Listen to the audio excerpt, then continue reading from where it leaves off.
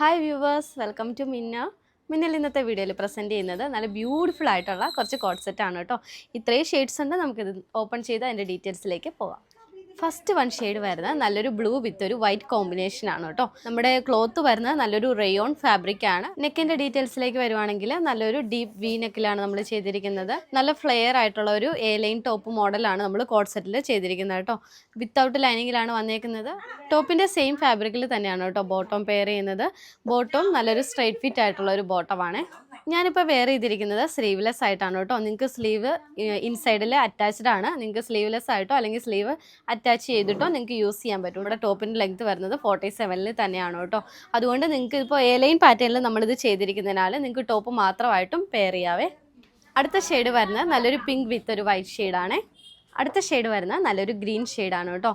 Medium to XXL സൈസസിലാണ് നമ്മൾ കൊണ്ടുവന്നേക്കുന്നത്.